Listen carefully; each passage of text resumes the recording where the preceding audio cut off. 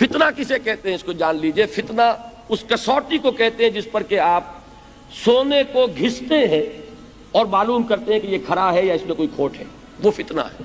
تو جب آزمائش میں کوئی پڑے گا تو پتا چلے گا نا کہ کھرا ہے یا کھوٹا ہے. آزمائش میں نہیں آیا, امتحان میں نہیں آیا, کوئی تکلیف آئی نہیں, تو وہ کھرے اور کھوٹے گڑمڑ رہیں گے, ملے جلے رہیں گے. دودھ کا دودھ اور پانی کا پانی جدا نہیں ہوگا.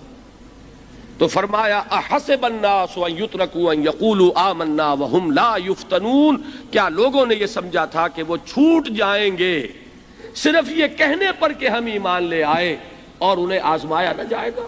وَلَقَدْ فَتَنَّ الَّذِينَ مِن قَبْلِهِمْ, ہم نے تو آزمایا ہے ان سب کو جو ان سے پہلے آئے. تو یہ تو یوں سمجھیے کہ اس راستے کا ایک مستقل معاملہ ہے.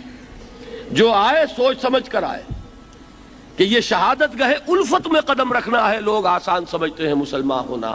جس نے کہا آمنت باللہ, ہم نے آزما لیا. سچ مچ کا یہ ہم پر ایمان کا دعوے دار ہے یا جھوٹ موٹ کا دعویٰ کر رہا ہے؟ یہ سچ مچ کا عاشق ہے یا جھوٹ موٹ کا عاشق ہے؟ ظاہر بات ہے کہ امتحان نہ ہو, آزمائش نہ ہو تو کیسے ان کے مابین تمیز ہوگی. کہہ تو دیا سب نے آمنت باللہ. اب ذرا تھوڑی دیر کے لیے ہم بھی اپنے گریبانوں میں جھانکے. ہم بھی کہتے ہیں نا اللہ کا ہمارا ایمان ہے, اللہ پر, آخرت پر, رسول کا عشق کا بھی دعویٰ ہے. اور جب نعتیں ہم سنتے ہیں تو بڑے جھومتے ہیں. لیکن یہ کہ واقعتاً آدمی جھانکے اپنے قلب کی گہرائیوں میں کہ یہ ہم کتنے کچھ سچے ہیں اپنے اس دعویٰ ایمان.